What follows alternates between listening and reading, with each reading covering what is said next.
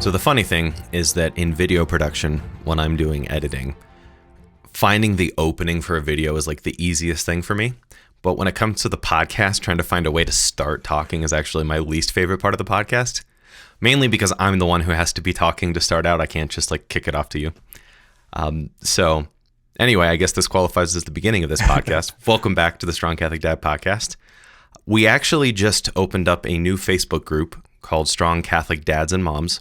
And you're welcome to join. Search for it on Facebook. It's a great way to interact with us and other people who are part of the Strong Catholic Dad community.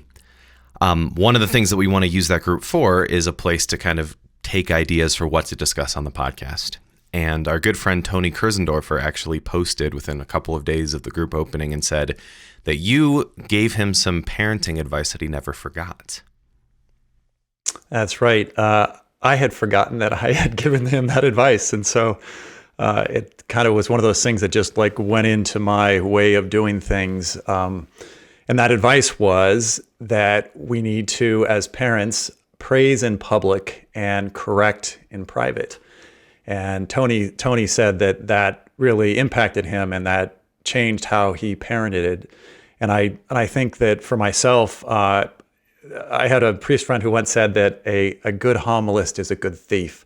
Well, I stole that concept from the business world, and I applied it in family life because I started to realize that in order just to be expeditious, to get things done quickly, it's almost faster to quickly correct right here. Like, here's the problem, let's get it corrected and move on, and not really be in tune to, is this the best time to correct? In business, I was doing that. I was saying, well, okay, this person's off, but we're sitting in a group with everybody, and let me talk to them privately. Why? To save face, and also it can be pretty harsh to do that. And so I just put myself in that position when I'm getting corrected. And if I'm getting corrected, first of all, let's all admit it. It is hard to be corrected. Like we don't like to be corrected. Our kids don't like to be corrected. And so when I'm being corrected, if it's in front of other people, automatically I'm also very aware of all of the eyes on me and everybody listening. And so, and that puts a whole different dynamic. And when I'm worried about or aware of everybody listening to me, then it changes on how well I listen. And it's almost like somebody turned the lights up really bright. It's like I'm kind of squinting. And then if whoever's correcting me is wanting me to get the impact of their correction, I'm actually getting far more than the impact. And it might even feel like somebody just dialed that sucker up to 10 and that you're screaming at me, and it might be a little correction. So when it comes to parenting, I find that's been really helpful advice. And Tony's comment was that he shared that with a lot of other parents who have found it to be helpful. And I think about that and I think, gosh, you know what? I've seen in many other families where that doesn't happen. And because I'm aware of that concept. Because it's a deliberate step. Because I think, for instance, when I was back home over Christmas, there was a point where one of the little kids went running upstairs screaming about something, and I don't remember who it was. It was either one of us older kids or it was one of the parents who was like, hey, don't go upstairs, don't do this, whatever, which is the natural response in a moment like that. But everybody was around to hear it. And I think the person giving the correction is often just thinking about the correction that needs to be imparted, whereas the person receiving it is aware of all the other eyeballs. Yeah, absolutely. And actually, I remember that happening. And the little one who ran upstairs did continue on upstairs and then crumpled into tears. So there is an impact that goes well beyond sometimes what is expected. So I think it's well said, is like, what is, what's the intent, and then like make sure that you're taking intentionally another step, which is like, is this the time? Is this the time to do it? And then that does bring... It falls into something I learned about fairly recently is the sender and receiver model of communication, which is that like the sender has to be concerned not just about like what they're saying, but also how the receiver is receiving it. Otherwise, the communication isn't effectively communicated. And for me, I used to think like, why should I worry about how you are responding to what I'm saying? You should just understand it the way that I meant it. Mm-hmm. And the reality is that, like, in a perfect world, it should actually be 50-50. I should be trying to speak in a way that I think you should understand, and you should be listening, giving me the benefit of the doubt. Mm-hmm. And in the imperfect world in which we live, and especially when you've got kids whose maturity levels are hopefully much lower than the adults, you're going to have to meet more than halfway there. And you're going to have to be very hyper aware of how the kid is understanding what you're saying. Yes. And what is it that they're understanding? Because oftentimes, at least the way that I corrected, and I corrected harshly. The message that came across along with the correction was, you are bad. Like, you're a bad person. And that even came out like out of the mouth of babes. There was a time I was correcting one of my kids, and that's exactly what she said. She's like, I'm bad, I'm no good, I should die. And that was things that the older kids had said too. It just didn't sink in as much as to, like, do you realize how much that, you thought that you gave a number 3 correction, and the way that you did it, it turned into a number 10 correction. But to feel like you want to die. And so what did I do? I was harsh, young dad. I was like, no, don't talk like that. It's suicide is a sin. And so then I started correcting more, which actually I wasn't correcting more. I was bludgeoning you or whoever it was that I was saying it to. And it was just like, and it was way too much. And in the moment, all that my child was trying to do was express that, like, this hurts so much that I don't want to exist anymore. That's intense. Like, I need to look into the mode of the receiver and say, wow, is that, I wish somebody at that point could have come alongside of me as a dad and said, is that how you want your child to receive this, so that they feel such despair that they want to die? And I would probably say, well, actually, this really didn't need that much of a correction. It's like, but that's how they took it. It's like, well, that's not what I intended. Doesn't matter. Like, if you love someone, and that's always the question I think is really helpful to say, like, do I love them? And if I love them, and then I have to sometimes stop and say yes. And like, well, do I want them to misunderstand me? No. Do I need to be the big boy and put on my big boy pants and then address them in a way that's going to be helpful? I do. And then what's the difference?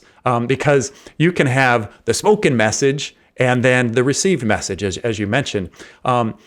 What a difference it would make if the spoken message is combined with an unspoken message that says, I love you, and I know that this is hard, and I'm trying to figure out a way to say this to you in a way that doesn't say you're bad, because you're not bad. We all make mistakes. And I did not have that attitude. Like, I had the attitude of like, well, the thing is that you did was bad. And I was like, well, okay, what's going on here? What's truly going on is me. Is that, like, I've ramped up into anger, and I'm using this, you, my child, as basically as I'm pummeling you and I'm venting my anger. As opposed to stepping back and saying, well, that is very selfish. It's selfish of me to vent in that way. And I could have even misunderstood what went on. And I had an example of that where I had a child in the bathroom and there was some tissue. And I said, I just want you to stand here right now and just hold on the tissue. Don't do anything. And then a couple other things happened, and I walked out of the bathroom. I came back into the bathroom, and the tissue had been thrown away. And I was furious that she moved, because I told her, don't move. Again, being too harsh here. And so then I raised my voice about, like, why did you throw it away? You weren't supposed to do that. And she was in a puddle of tears. And it was only after the fact, and I gave her a consequence. And it was only after the fact that we were talking it through. And she said, Dad, you don't remember, but you took the tissue out of my hand and you're the one who threw it away. I was just like, oh my gosh. And then I remembered it was me. Like, I totally blew that. Now, praise God, in that moment, I was able to do what needed to be done, which was listen, empathize, and just tell her, like, I am so sorry, sweetheart, like, you're right. I am totally wrong. Like, Daddy needs a consequence. Like, go ahead and spank my bottom. Well, she started to laugh at that, which was good. But like, I deserved a spanking. Like, that was that was abuse. I mean, that was out of line. And so it's like in correcting and in parenting, the hardest thing to do is to correct and parent myself as I enter into parenting, and to not be so worried about getting things done. So that adage of correct in private does as well mean, correct myself first, monitor myself. And then the corollary to it, of course, is praise in public, which is like, that's huge. I have a friend, and she was on a retreat, and her parents had written her a letter just saying how much they loved her. And she broke down into tears, and one of the teachers came up to her and said, why are you crying so much? Like, I know you're really moved by this. Don't you know that your parents love you? And she said, yes. And then she was embarrassed that she was crying. And she said, yeah, I know. And then after and it took her time to process that. But after, what she realized is that she knew here that they loved her, but she didn't know in her heart. So it was like it sank into her heart. But then the question comes back to is like, why wasn't that in her heart? And what had happened is, as parents, which I did the same thing, she wasn't praised in public when she was around. She, after the fact, heard that she was being praised by her parents to her siblings and to others, but she never heard that. And there's something so powerful when you really mean it, is that, and when you look for the good, you can find it. When you look for the good in your children and you praise them in public where it's appropriate, it means more. It's like those eyeballs that we talked about just a little bit ago that make it painful and more difficult to accept correction actually imprint and help the praise be even more impactful in public. And I remember a specific instance of it where I was just shocked. I was at Catholic Family Land, and there was a family that was presenting on stage. And I remember it was Dr. Lappert. And Dr. Lappert had 4 or 5 kids, and they were going to sing. And he introduced each of his children. And as he introduced them, he didn't just say, "Hey, this is my son Dan." Like he said, "This is my son Dan," and he acts, and he also writes, and he's really good at, and he listed these things that his son was good at. And then his next child, he introduced that one, and with each one, he complimented them, and I thought that was great. But what struck me was like, I don't do that, and I was and I thought his kids. I mean, here he is on stage praising his children in a heartfelt way. And I was like, how, and all the eyeballs then were searing in, but it wasn't a bad sear. Like it was a great impact on them. And then an impact on me. Like, I thank you, Dr. Lappert, for praising your children in public. Because when I saw that, I realized, look at the power of this. And I actually even thought, like, wow, I was like impressed by his kids, which I should be. As St. Faustina, our Lord said to St. Faustina, every soul is a universe unto itself. So people are amazing, and parents get to see that. And so then we need to be like heralds of the amazingness of our children, not just so that other people can see, but oftentimes so that our kids can see themselves the way that God sees them. I mean, that's my role. And so I want to praise them in public, because even Christ was praised in public by his Father. And so it's like, I'm following that example. There were 3 times when a voice spoke from heaven and said, "You are my well-beloved Son in whom I am pleased." And you think, like, okay, God is praising in public for everybody to hear. There is power in that, and it's important for us to imitate it. Wow. That is definitely not something I'd ever thought of before, and that's incredible.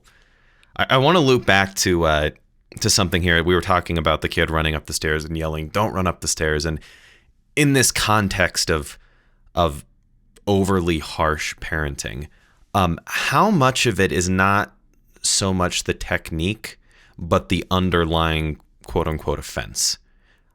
Because there was a story I heard, and this is where not being a parent, I'd love to get your feedback on this, about some parent who their kid started throwing spaghetti against the wall, and the kid was 2, 3, pretty young. And the parent just realized, like, you know what? These walls, we can paint over them, we can clean them. It's not that big of a deal. Me depriving the child of the joy that they're experiencing right now is a much bigger deal than the cleanup afterwards. Growing up for me, for sure, that is something that if I had thrown spaghetti against the wall, I would have been in huge trouble.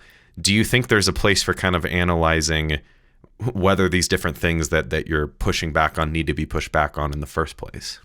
Yeah, absolutely. For people listening, if you wonder, okay, did the O'Rourke's correct in harsh way or lenient way, like we were too harsh? That's why I wanted to start with this episode, because I know how to talk about this one.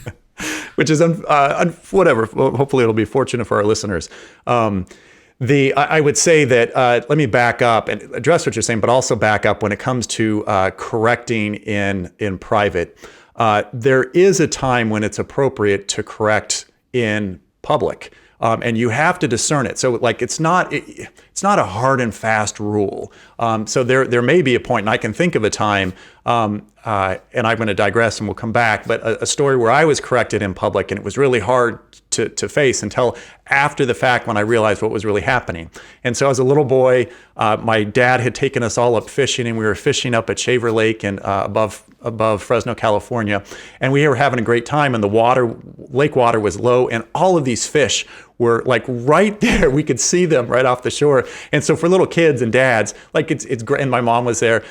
We could catch fish. And so that's what you want to do. You want your children to have the delight of catching fish. So in the delight of catching fish, we caught a whole bunch of fish. Well, there were these other families that were there, and they were catching fish, and we knew them from church. The problem was the other families didn't realize that they were going to do so well catching fish, and they hadn't brought an ice chest with them. My dad had brought an ice chest. And so as families would leave, and we weren't even there but a couple hours just because we had so many fish, they didn't have a way to bring their fish back down the hill down to Fresno. It's about a 45-minute drive back down. And so they said, "Hey, Ron," to my dad, can we put the fish in your ice chest? And he's like, "Oh, sure, I'll take them down the hill for you." And so he filled up the ice chest with their fish, and he was going to distribute it when we got back down into Fresno. And so as we were walking up the hill, I was hollering. I was talking about all the fish that we had, and my dad started correcting me. He's like, "Hey, Michael, be quiet." I was like, "Dad, but we did." "Michael, be quiet." And he got really harsh with me, and so like I was grumpy, and so like he's holding the ice chest, and we get up the hill, and he puts the the ice chest in the back of the car, and he goes, "Everybody get in the car." And so we get in the car, and I was just like, man, he was really mean to me. And as we're driving down the hill, he said,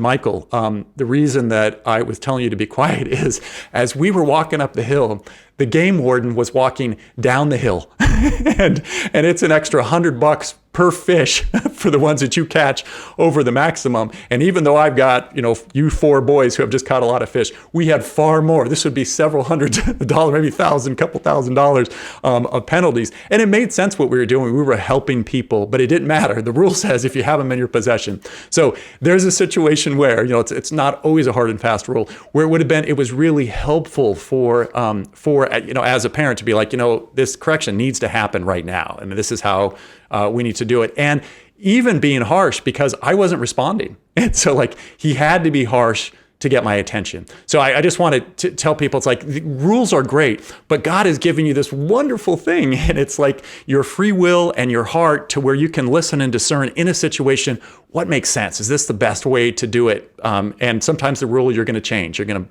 break the rule.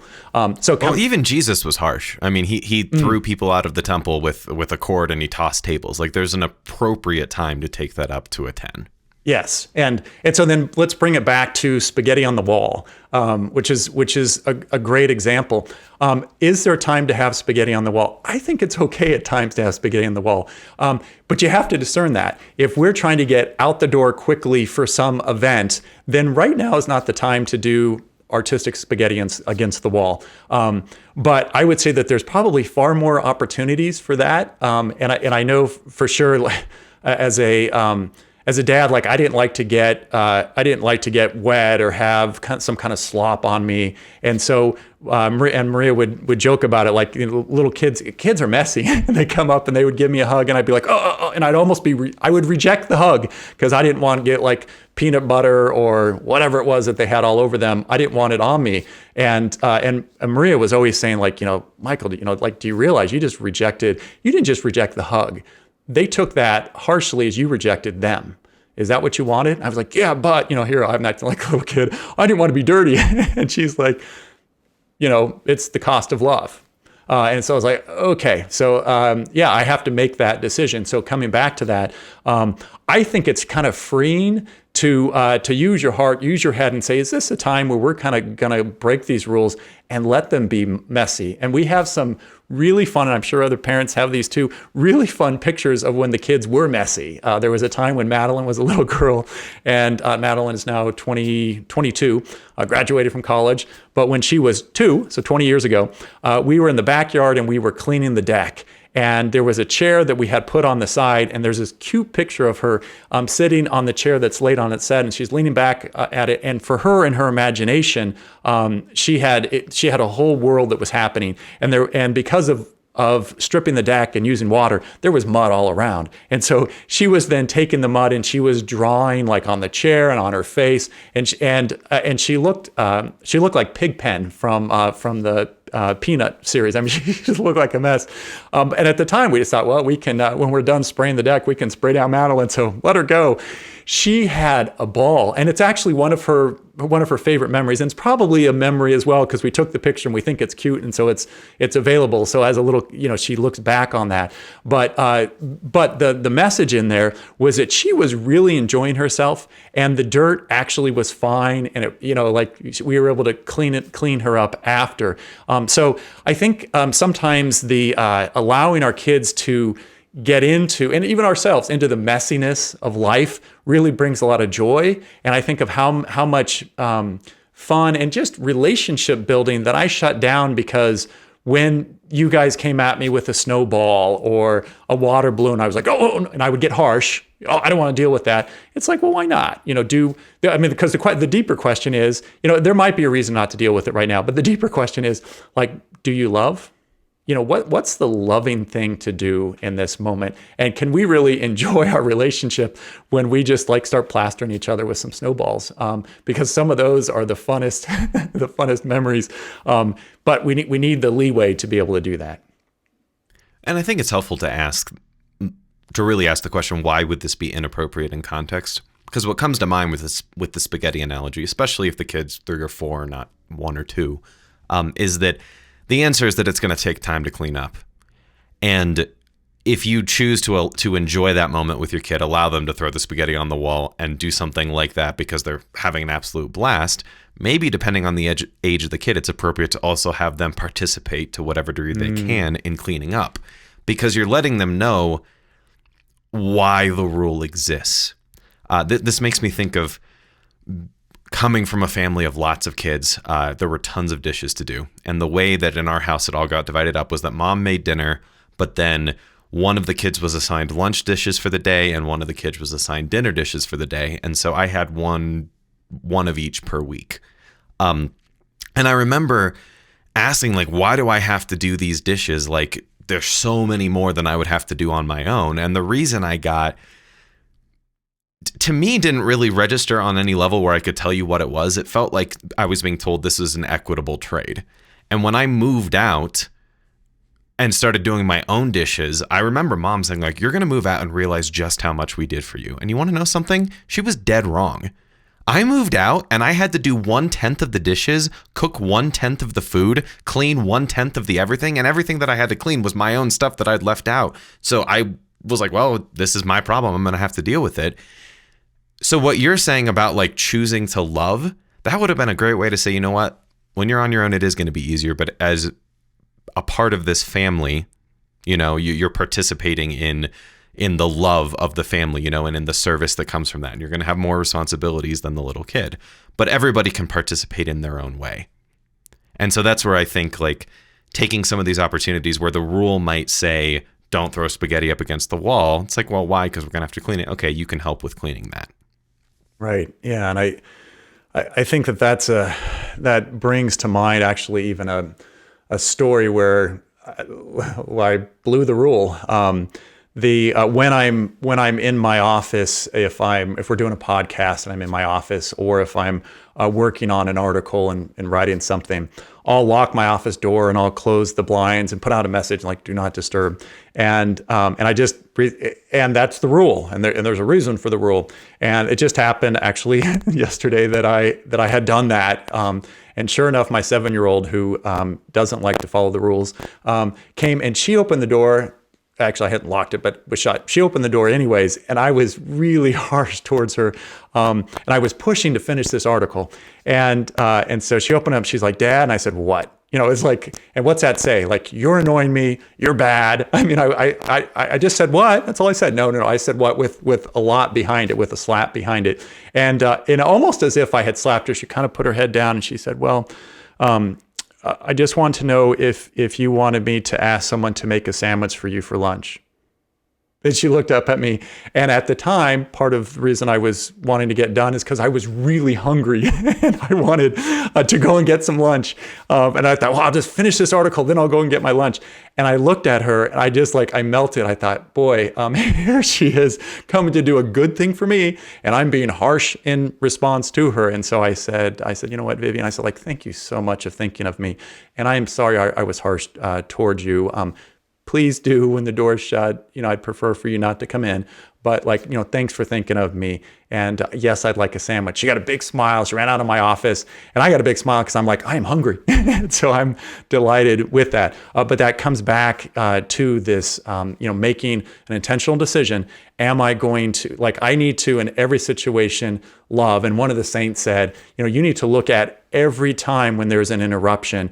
And first of all, number one is expect interruptions. And it's like, well, gosh, that's hard for me to do, but I almost have to start my day, expect interruptions. Expect that God is going to speak through interruptions. Okay, I'm going to expect that you're going to speak through interruptions. And then that at least gives me the opportunity to possibly do better in responding to the interruptions from my kids or from others.